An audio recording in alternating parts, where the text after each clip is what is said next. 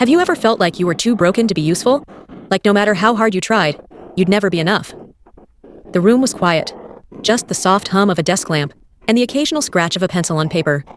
A young artist sat at her table, eyes fixed on a blank sheet. Around her were rows of brand new crayons, still wrapped in paper, their tips untouched. Perfect. Flawless. She reached out and scanned the colors, looking for inspiration. Her hand stopped on one, a small purple crayon.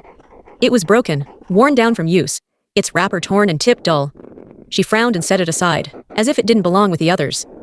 She picked up a newer crayon instead and began to sketch. Her strokes were careful, clean lines, balanced shapes, a technically perfect drawing. She added color, light blue, gentle greens, soft oranges, the kind of work that could be framed. But as she looked at what she had made, she felt nothing. It was good, yes. Everything was in its place, but it felt hollow, like she had followed the rules of art but forgotten the spirit of it. There was no story in it, no voice, just color on paper. She sat back in her chair, frustrated. Her eyes drifted to the broken crayon she'd discarded earlier. For some reason, it reminded her of something. She closed her eyes and remembered being a little girl again, sitting cross-legged on the floor of her bedroom, surrounded by chaos.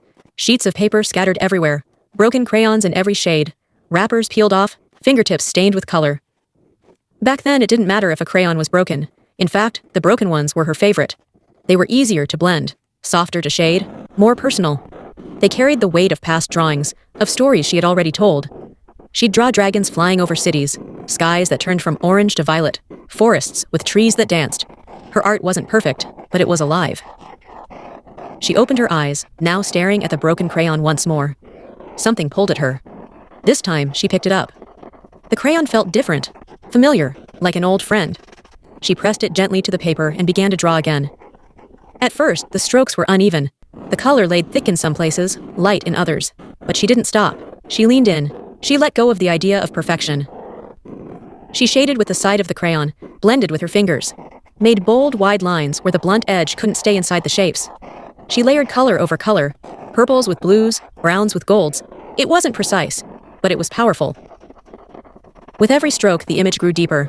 There was movement, emotion, soul. She forgot about being perfect. She forgot about being careful. She just created. And what came out of it was something real. When she finally stepped back, her breath caught. The picture wasn't flawless. The edges weren't straight. The colors bled into each other. But it told a story. It felt alive. The broken crayon, now smaller than ever, rested beside the page. Its paper was nearly gone, but it had left behind something beautiful. She smiled.